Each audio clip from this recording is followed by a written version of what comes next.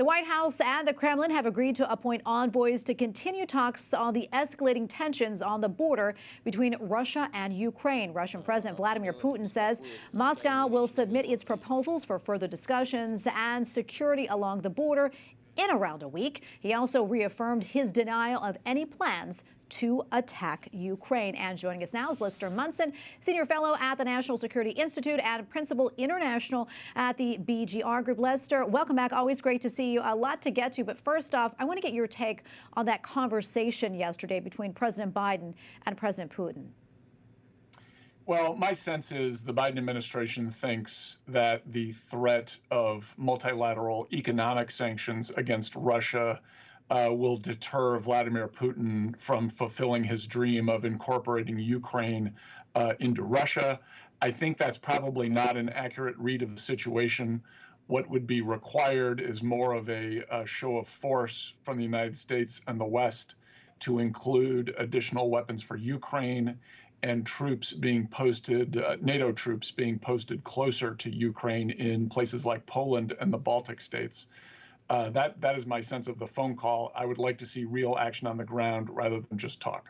Yeah, President Biden, though, has said that he won't send U.S. troops unilaterally to Ukraine to defend the country. Meanwhile, President Putin has said that he has no plans to attack Ukraine, but that his issue actually really is with the fact that Ukraine may join NATO. Can you talk to us a little bit more about that? Well, first of all, Vladimir Putin is not really to be taken at face value. He does say he makes assertions about what his intentions are. I think we can dismiss those.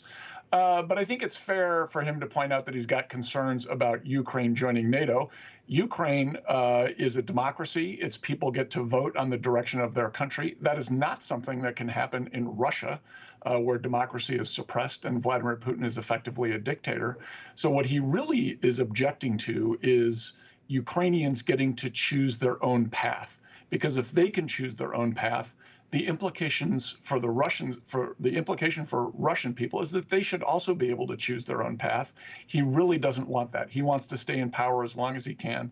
So this is, in many ways, the freedom in Ukraine is a direct threat to Putin personally. And Lester, there are critics who say, we have enough going on in our country right now. We really don't need to be getting involved in maybe a possible another conflict overseas. I'm wondering, what would you say to that? And ultimately, how do you think this is going to play out? Well, we should only get involved in a conflict such as this as an absolute last resort. We should be pursuing every other option first. Having said that, a demonstration of strength, of showing support for Ukraine and its nearby allies would go a long way towards mitigating the chances of war later. So I do think it's right for people to be concerned about that, but I think that means we should be showing a robust willingness to do what it takes to deter this aggression from Russia. I think people are right to think that we should be focused on problems here at home, but we also need to understand that these events in the world do affect us here at home. The United States is the world's leading power. We are 22 or 23% of the world economy with only 4% of the world's people. So things that happen in the world matter here for us. If we do not have a rule of law-based system internationally, that's bad for Americans. Yeah, I want to switch gears here just ever so slightly. You mentioned Poland, and there is some tension right now between Poland and Belarus relating to their border. What more can you tell us about that? And could that situation there escalate into an armed conflict? Well, I certainly hope it doesn't.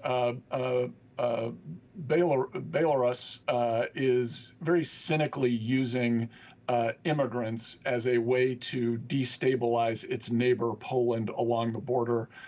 Poland is very concerned about these folks who are not Belarusians. They're not from the area. They're from the Middle East coming into their country. They've effectively stopped them at the border.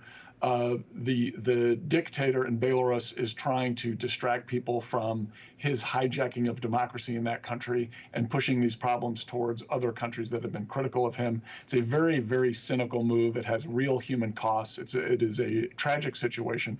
I think Poland is probably doing the right thing by saying no here, but it's something that bears watching.